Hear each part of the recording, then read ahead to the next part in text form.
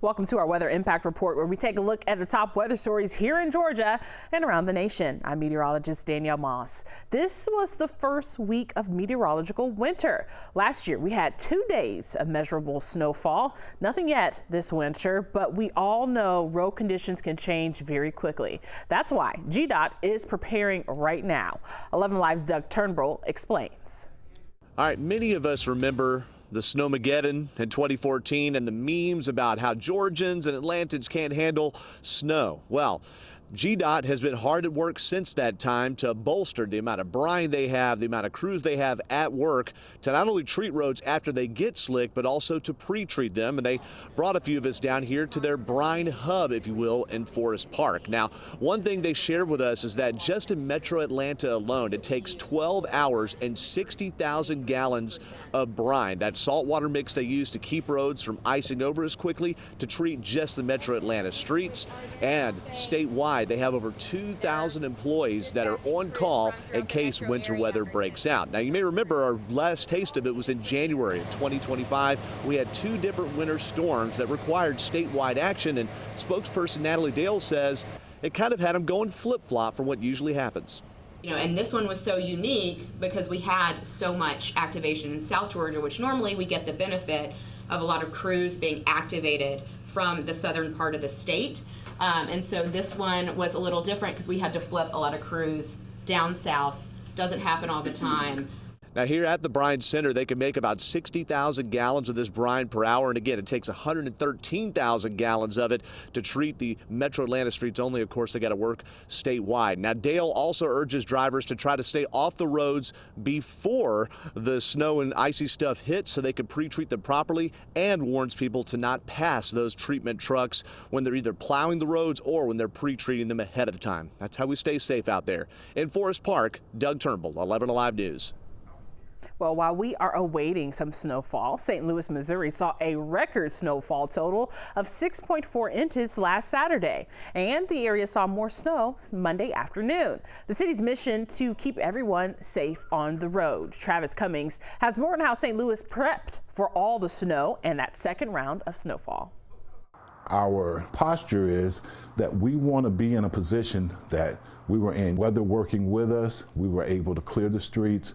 Everyone was happy. Just 2 weeks into the job, St. Louis Streets Department Director James A. Jackson and his team have already tackled the first winter storm of the season. We had a confluence of what one would call a perfect storm. A major factor in Saturday's perfect storm was simply Mother Nature doing some of the work. Even though the temperatures were not freezing, they were warm enough that when the rain came in, the rain aided in the actual melting of the snow. Jackson says they also used a new tactic, deploying more vehicles at once to clear key roads faster. With the tandem plowing, they actually had 3 units that were actually moving down that road. They cleared one side, turned around, and came back. They did all 3 of those routes in under an hour. With 1 to 2 inches of additional snow expected late Monday into Monday night and cold temperatures that could lead to slick roads, the department is preparing. Take a look at this salt pile here. The street department tells me ahead of Saturday's storm, this warehouse was full, but they say that they'll be ready for whatever comes on Monday. Jackson says the challenge this time, the ground temperature. And the concern is that since the ground is going to be below freezing, we're going to make sure that we get our brining units out, which we did this past Friday.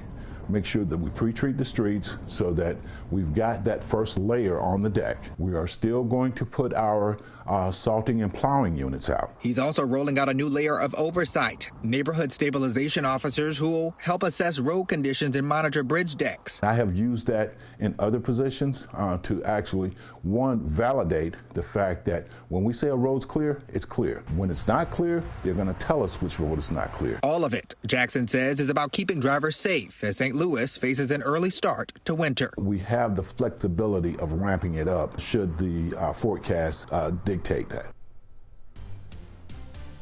Well, snow in the Midwest caused a huge problem for drivers this week. Shortly before noon on Tuesday, a tractor trailer rolled over on I-84 in West Hartford, Connecticut. Multiple lanes were closed on the interstate following the crash. According to the Connecticut State Police, the crash occurred near exit 42. Only minor injuries were reported. A cause has not been determined, but fresh snow had been falling all day. The New York State Department of Transportation is reminding drivers to slow down as winter weather impacts that region. You can see there was a video that was released showing an out-of-control vehicle slamming head-on into one of its snow plows recently. So once again, officials say please slow down and drive for the conditions. Luckily, no injuries were reported from this accident. The dropping temperatures aren't only uncomfortable, but the winter weather can also be dangerous, even deadly.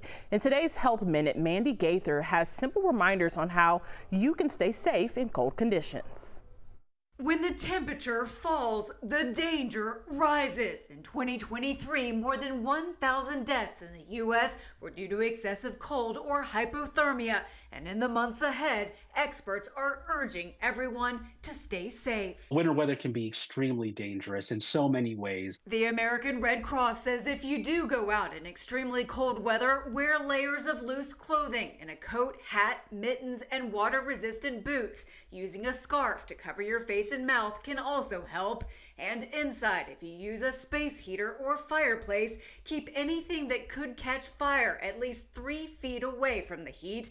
And to prevent carbon monoxide poisoning, don't use an oven to warm your home and only use generators outdoors. This past year, the Red Cross has responded to more than 48,000 home fires. And this time of year in particular, a lot of that is caused because people are just trying to stay warm. You should also know signs of potentially deadly hypothermia, including shivering, exhaustion, confusion, fumbling hands, memory loss, slurred speech, and drowsiness. When it comes to frostbite, symptoms can include a white or grayish yellow skin area, skin that feels unusually firm or waxy, and numbness. Make sure to get out of the cold immediately and to seek medical attention urgently. For Health Minute, I'm Mandy Gaither.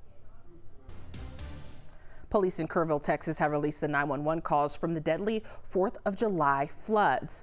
More than 20 hours of the calls were released Thursday, and they traced the flood emergency minute by minute. Prior to the release of the 911 calls, police warned that some of the callers died in the flooding. The floods killed 136 people, including 25 girls and 2 counselors at Camp Mystic. One call came from a woman who says she found 2 girls from the camp who came down the river.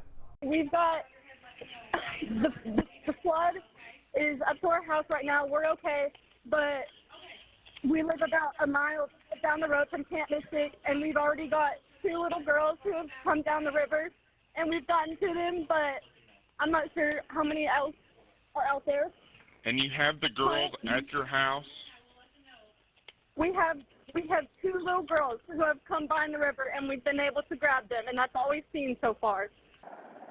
Police say the dispatchers answered a total of 435 calls over a 6-hour period. The calls are being released to comply with Freedom of Information Act requests. Well, one of the world's most active volcanoes is acting up. Check out this video of Hawaii's Kilauea volcano on Saturday. It spewed out a massive 1,000-foot fountain of lava. The eruption ended up destroying one U.S. Geological Survey camera that was streaming live from the scene. The event marked nearly 1 year since the world's most active volcanoes started erupting. Now, you're not going to believe this. The 2025 Atlantic hurricane season is officially over, and meteorologists analyzing storm forecasting at the end of the season say there's one model that stands out above the rest. It's an AI model. The National Hurricane Center says the DeepMind model gave forecasters an unusually high degree of confidence that Hurricane Melissa was going to rapidly intensify about 3 days before it struck Jamaica as a Category 5 storm. This was the first time the National Hurricane Center predicted a storm would become a Category 5 monster from the moment of its formation as a Category 1 hurricane. Predicting rapid intensification is becoming a more critical task as climate change leads storms to undergo this process more frequently. Traditional and long-favored models, such as the European model and the American Global Forecast System, take hours to arrive at a projection, and they require the use of powerful supercomputers to operate them. In contrast, AI models can run at high resolution in the cloud and even on some desktop computers in just minutes. Well, that was a short one, but that's it for this week's Weather Impact Report. I'm meteorologist Danielle Moss. Stay safe out there, everyone.